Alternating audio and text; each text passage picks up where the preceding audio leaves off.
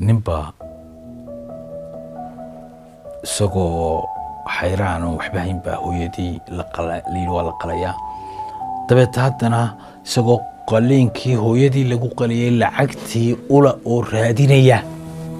oo $50 oo isaga saaxiibkii ka dhaxeeyayna oo saaxiibkii bal 50 kan iga qaba horta aniga oo intii kale uu laayay inankiisii oo jabana la soo dhigay saa labadaba dhakhtarkii lacag la weydiiyay oo ma haya lacagna 50 kaas oo haya labadiibana waa arin degdega waa qalliin iyo jabniin oo hooye iyo inankii labadii dhanba ay kaga timi ayaa isaga ninkii la socday yaabeen inuu dhakhtarka Hargeysa hor fadhiyaan ayay gabadhi hor istaagtay gaari baa ay ka soo degtay gabadha shalal dahab baa ka shanqanaya waa gabadh aad u qurux badan dabeetana intii soo hor istaagtay bay ku tiri hebel matay markaasuu yidhahaa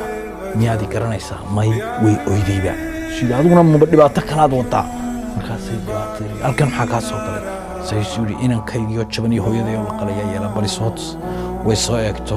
$200 bay inankii u gelisay barkimada inantii hooyadiina 200 mar walba 200 bisley ku booy duruuftiisa iyo xaaladiisana markay soo eegtay ninkii ay aragtay ayay halkan gelisay dabeedna ku boodo iska daayo kaale oo soo baxay dhakhtarka dhexdiisa may garanaysaa markaas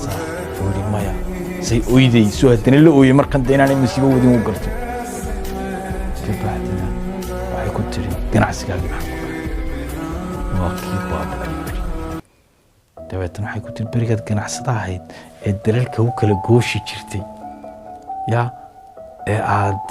doonyaha rarin jirtay inaan aad wax tartay ma garanayso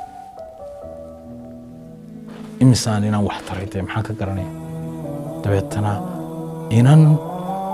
adiga iyo hebel oo dooniyadii rarantood dal hebel ka baxayo dal hebel u socda aydun sii qaadeen oo dabeedna uur lahayd oo badda dhexdeeda fooshu ku qabatay oo ay raggii kale ka wiswiseen oo adigu ka dhalisay badda dhexdeeda kaga dhalisay ma xasuusata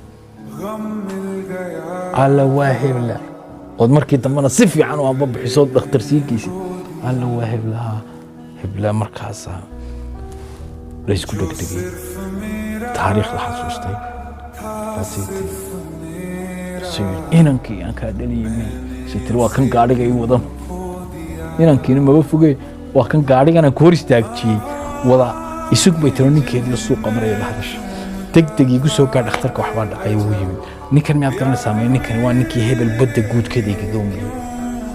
hooyadii oo la qalay inankiisii oo jaban baa yaal ganacsigiisina wuu kacay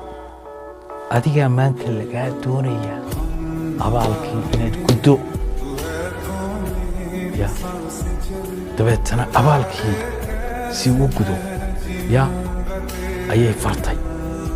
dabeetana heestu halkiiba $700 iyo xugu dhiibay uu nambaradii u qoray uu yidhi xaaladiinana waan la soconaynaa markastoo isgaran weydaan ma soo